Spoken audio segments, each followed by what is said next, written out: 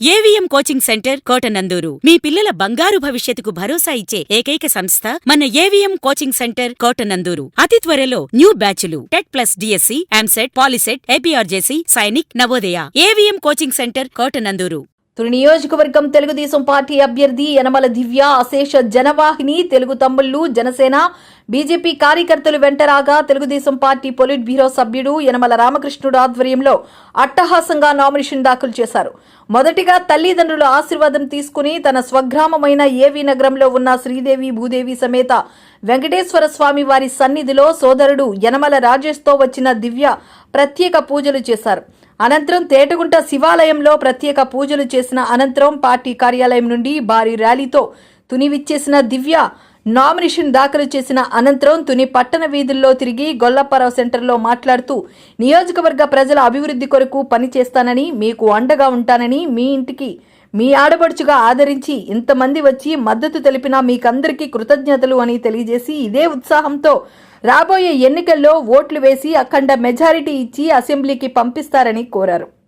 ఈ కార్యక్రమంలో కోటనందూరు మండలం నుండి గాడి రాజాబాబు, దంతులూరి చిరంజీవిరాజు, పెంటకోట భాస్కర్ సత్యనారాయణ ఆధ్వర్యంలో భారీగా తెలుగు తమ్ముళ్లు ర్యాలీతో వెళ్లి దివ్యకు సంఘీభావం తెలిపారు.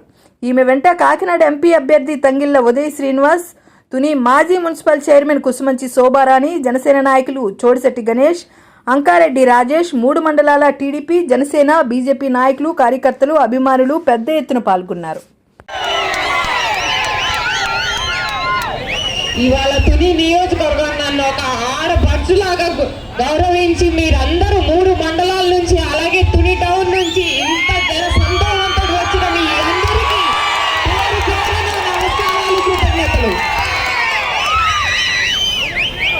ఇదే ఉత్సాహంతో ఇదే జోష్ తోటి రేపు పొద్దున్న ఎలక్షన్ లో మీరందరూ ఓట్ల వర్షం కురిపిస్తారని ఆశిస్తున్నాను. రాబోయేది మన ప్రభుత్వం, జనసేన, టీడీపీ, బీజేపీ ప్రభుత్వం. తప్పకుండా అభివృద్ధి సంక్షేమ పథకాలు చక్కగా అమలవుతాయి. అలాగే మన తునికి సంబంధించి హౌసింగ్ కానీ, రోడ్స్ కానీ, డ్రైనేజ్ కానీ ఇవన్నీ మనం మెరుగుపరుచుకుందాం. ఒక తుని మహిళగా నేను చేసేది తునికి ఒక మహిళా డిగ్రీ కాలేజ్ తీసుకురావడం, అది పెద్దగా తీసుకొస్తాం. అలాగే మన యువతకి ఇండస్ట్రియల్ కారిడార్ తీసుకొస్తాం, వాళ్ళకి ట్రైనింగ్ ఇచ్చి ఉపాధి కల్పిస్తాం.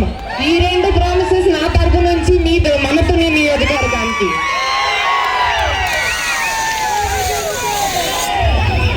నేను ఎక్కడికి వెళ్ళలేదు, ఇక్కడే ఉండి ప్రజల కోసం నిలబడతాను, ప్రజల కోసం కష్టపడతాను, ప్రజల సమస్యలు తీరుస్తాను, ప్రజలకి అండగా నిల్చుంటాను.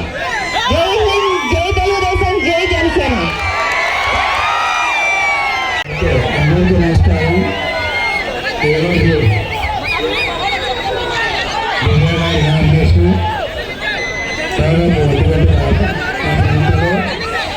నామినేషన్ వేశాను. దానికి మాకే పార్లమెంట్ అభ్యర్థి ఉదయ్ శ్రీనివాస్ గారు కార్యక్రమానికి రావట్లేదు. ఆయనకి సైకిల్ గుర్తు, ఆయన గ్లాస్ గుర్తు, మనకి సైకిల్ గుర్తు. ఇక్కడ కూడా 2 గుర్తులు కూడా గుర్తుంచుకోవాలి.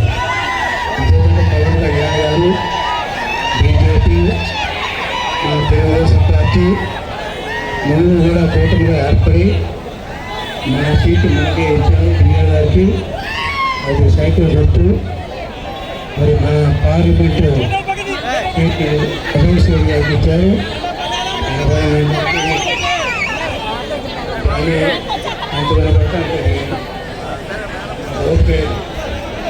తర్వాత పవన్ కళ్యాణ్ గారు మనకి ఒక చదువుకున్నటువంటి వ్యక్తిని ఉదయ్ శ్రీనివాస్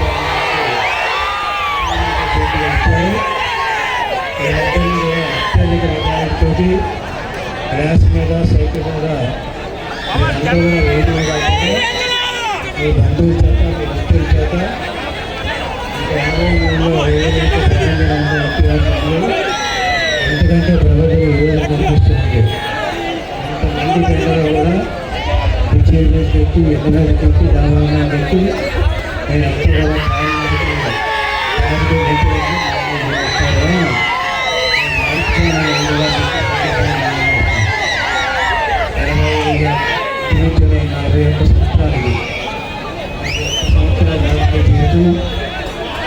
నియోజకవర్గంలోని తెలుగుదేశం పార్టీలో రాజకీయ కార్యక్రమాలు చేశాం. 6 సార్లు నేను గెలిచాను, 4 సార్లు నేను ఓడిపోయాను.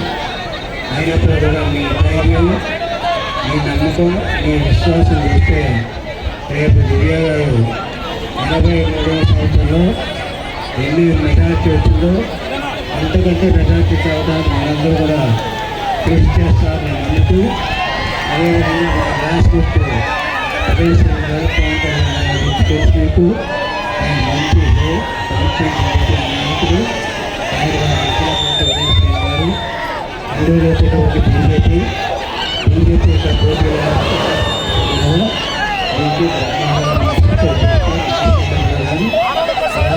కానీ అక్కడ మన ఓట్లు ఎక్కడెక్కడ చెప్పాలను అక్కడ బీజేపీ కూడా ఆ గుర్తులు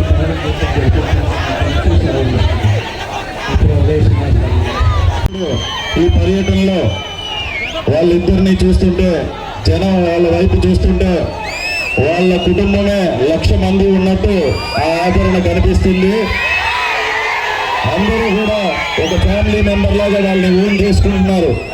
అంటే 40 ఏళ్ళుగా కుటుంబ సభ్యులుగా మీతోనే కలిసి ఉండి ఈరోజు తునిలో నడిచిన నడక, దివ్య గారు ఇంటింటికి గడప గడపకి నడిచిన నడక రాష్ట్రంలో ఈ 175 నియోజకవర్గాల్లో ఏ ఒక్కరూ నడవలేదు.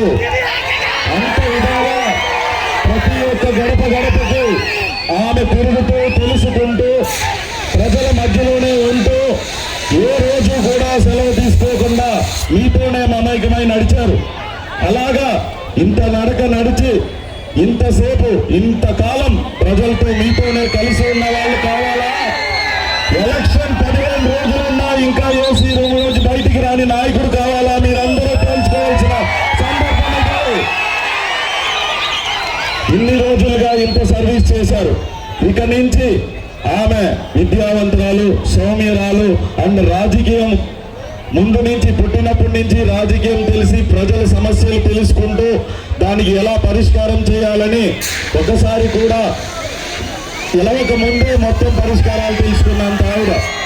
సో రాష్ట్రం ఇంత దుస్థిత పరిస్థితిలో ఉన్నప్పుడు మీరు ఇలాంటి అభివృద్ధి చేసే సొంత డబ్బుల్ని కూడా ప్రజల కోసం ఖర్చు పెట్టేసే, అంటే కౌలు రైతులకి, మత్స్యకారులకి, అలా బీసీ వర్గాలకి అన్నిటికీ సొంత డబ్బులు ఇచ్చేసే జనసేన పార్టీ అధినాయకుడు పవన్ కళ్యాణ్ గారు, అలాగే కొండల్ని కూడా హైటెక్ సిటీ చేసే ఒక విజనరీ లీడర్ నారా చంద్రబాబు నాయుడు గారు, అలాగా ఇండియాని ఒక గ్లోబల్ ప్లాట్ఫామ్ లో పెట్టిన మోడీ గారు, ఈ ముగ్గురు కలిసి రాష్ట్రాన్ని అభివృద్ధి అండ్ సంక్షేమాల 2 విధాలుగా ముందుకు తీసుకెళ్తున్నారు. సో అసలు రాష్ట్రాన్ని అప్పుల పాలు చేసేసి మన కాకినాడ పార్లమెంట్ నుంచి ఉన్న వనరులన్నిటిని ఒక మాఫియా డాన్ సునీల్ అనే వ్యక్తి ఎలక్షన్కి 1 రోజుల ముందు వస్తారు. 1 రోజుల ముందు వచ్చి ఒక గెస్ట్ హౌస్ తీసుకుంటారు. వాళ్ళ ఇంట్లో ఉండే వంటకాలకి కూడా హైదరాబాద్ నుంచి షెఫ్స్ తెచ్చుకుంటారు, అంటే వంట మనుషులు కూడా. కోటు సూటు వేసుకుని ఒక 1 రోజులు ఇక్కడ హాలిడే చేసి వెళ్ళిపోతాడు. తర్వాత మళ్ళీ ఎలక్షన్కి ముందు ఇంకొక 1 ముందు ఒక గెస్ట్ హౌస్ తీసుకుని అలాగే 3 సార్లు 3 గెస్ట్ హౌస్లు తీసుకుని వెళ్ళిపోయాడు.